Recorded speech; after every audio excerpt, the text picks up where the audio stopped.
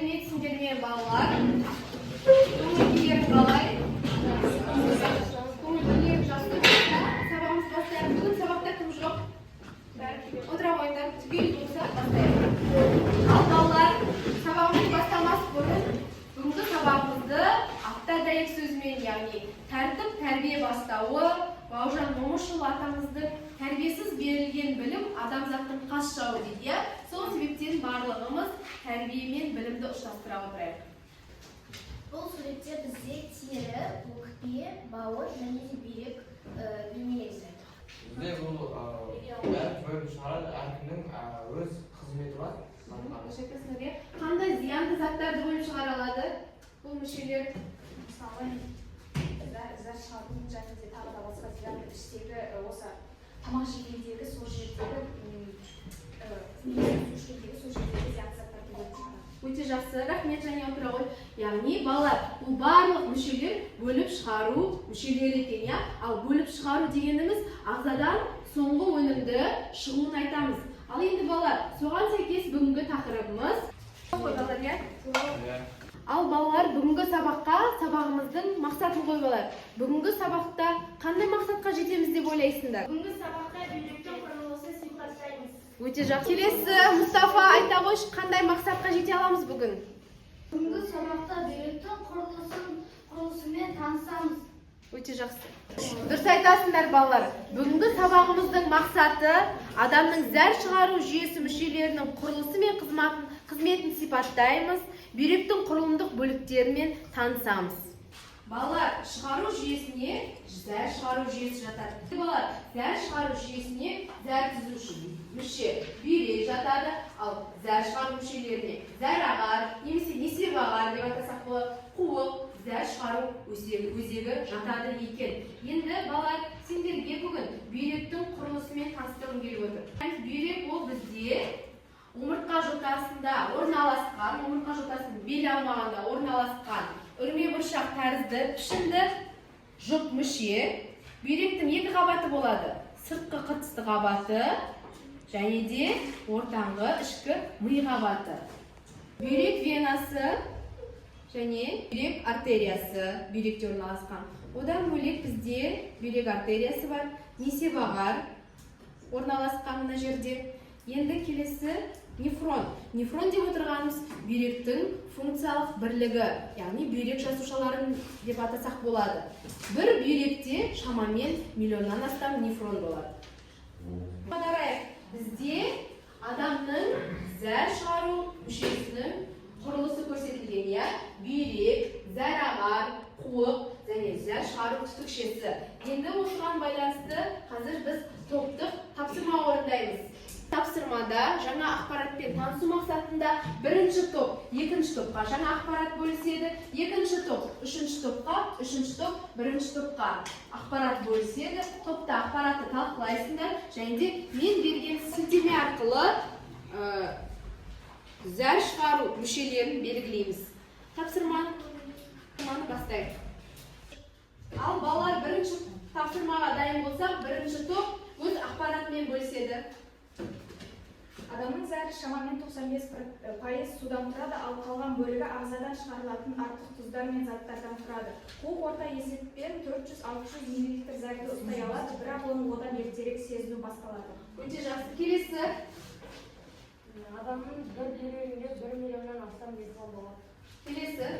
Және бүйрек жұп мүшеге жатады, және ол қанды сүзеді, сол басқа қызметі. Дайын болса, үшінші топқа өзіміздің бөлісетін ақпаратымызды айтайық. Адам бір бүйрекпен толыққанды өмір сүре алады, себебі бір бүйрек екі бүйректің қызметін атқара алады. Өте жақсы. Нұрдәулет. Бүйректе екі қабат болады, ішкі және сыртқы. Өте жақсы. Қарақат. Бауыр аурулары, гепатит, бауыр циррозы, майлы гепатоз. Өте жақсы. Отыра қой. Ал енді үшінші топ, бірінші топқа өзіміздің ақпаратымызбен бөлісеміз. Зәр шығару жүйесі ағзадағы артық су, тұздар және зиянды заттарды сыртқа шығарып, ішкі тепе-теңдікті сақтайды. Ол бүйрек, несеп ағар, қуық және несеп шығару өзегінен тұрады. Ал бүйрек қанды сүзіп, зәр түзілуін қамтамасыз етеді. Өте жақсы. Адам күніне орташа 1,5-2 литр зәр шығарады. Өте жақсы. Бүйрек әр минут сайын шамамен 1 литр қан сүзеді. Сонымен қатар бүйрек 2 дана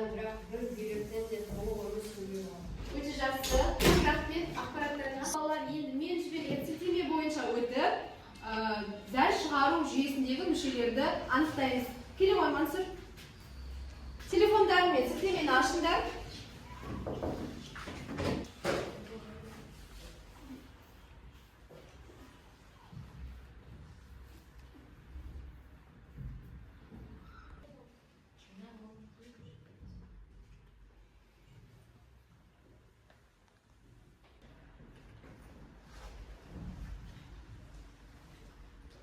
Мынау керек. Жақсы, келесі. Неше баға? Жақсы. Бұл бізде қандай мүше? Аха. Келесі бізде Зәр шығару өзегі. өте жақсы. Отыра ғой. Ал балалар, келесі екінші тапсырма инфографика әдісі. Берілген суреттегі адамның зәр шығару мүшелерін атаймыз және де қызметін жазамыз. Дескриптор. Суреттен зәр шығару мүшелерін атаймыз, мүшелерге сәйкес қызметтерді сипаттаймыз. Екінші тапсырмаға дайын болсақ, бірінші көрсетілген мүше Мұхамеджан оқиғыш. Бізде бүйрек артериясы жүректен бүйрекке оттекке бай лас қанды әкеледі, қанды сүзге жеткізеді, таратылған қанды бүйректен жүрекке қайтарады. Екінші Айзере. Екінші мүше бізде бүйрек болып табылады. Бүйрек бізде қанды сүзеді және де зәрді түзеді. Өте жақсы. Несеп ағзаның қызметі бүйректе түзілген зәрді бұлшық ет жиырылу арқылы қуыққа тасымалдау. Өте жақсы. Бізде төртінші берілген мүше қуық. Қуықтың негізгі қызметі зәрді жинау және сол зәрді шығару. Бесінші мүше ол зәр шығару өзегі, ол қуықтағы зәрді сыртқа шығарады. Ал балалар, келесі тапсырма бізде функционалды сауаттылыққа арналған тапсырма. Тақтаға назар аударайық. Айдана күні бойы мектепте болды. Таңертең су ішпей шықты. Ал түсте тұзды тағам жеді. Сабақтан кейін спортқа қатысып қатты терледі. Кешке дәретханаға сирек барды. Бірақ зәрдің түсі қою сары болды. Биологияда бүйректе алдымен бірінші реттік зәр түзілетінін, ал нефрон өзекшелерінде су мен пайдалы заттардың қанға қайта сіңіріліп екінші реттік зәр қалыптасатынын үйренді. Бұл абсорбция деп аталады. Ал енді контекстте берілген сұрақтарға жауап берейік. Бірінші сұрақ. Айдананың зәрінің қою түсті болуының себебін түсіндіріңдер, абсорбция процесімен байланыстырыңдар. Және оқығыш. Айдана осы күні бойы су ішпегендіктен және көп терлегендіктен ағзада су азайды. Соның нәтижесінде нефрон өзекшелерінде абсорбция көбейді және де соның арқасында зәрдің түсі қою сары болды. Өте жақсы. Енді Айдана су аз ішкендіктен, ағзадағы су жетіспегендіктен, соның нәтижесінде бүйректегі су көп қайта сіңіріліп, зәр қою сары түсті болды. Өте жақсы. Егер де Айдана жиі дәретханаға барып көп су ішсе, зәрінің түсі ақшыл сары және де сұйық болатын еді. Өте жақсы. Оған қарап қандай қорытынды жасауға болады. Су аз ішсе зәр қою әрі аз, су көп ішсе зәр ашық әрі көп болады. Ал енді балалар, сендерді бүгін бағалаймын. Сендердің дескрипторға сай тапсырмаларды орындадыңдар. Бүгін Мұхамеджанға 9 балл. 9 балл. Өскенбай Айзереге 9 балл. Келесі, бізде өте жақсы жауап берген тағы да Кенебай Нұрдәулетке 9 балл. Мұстафа белсенділігі сәл төмен болды. Бүгін саған 7 балл. Жанияға 9 балл. Өте белсенді қатысты. Нұрали белсенділігі төмен болды. 7 балл. Енді бүгінгі өткен тақырыбымыз бойынша кері байланыс берейік. Абылай, бүгінгі сабақта білген 3 нәрсе.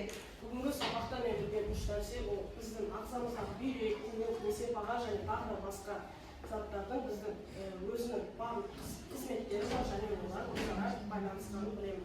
Өте жақсы. Ал Мирас, сені таңғалдырған 2 ақпарат айта қойшы.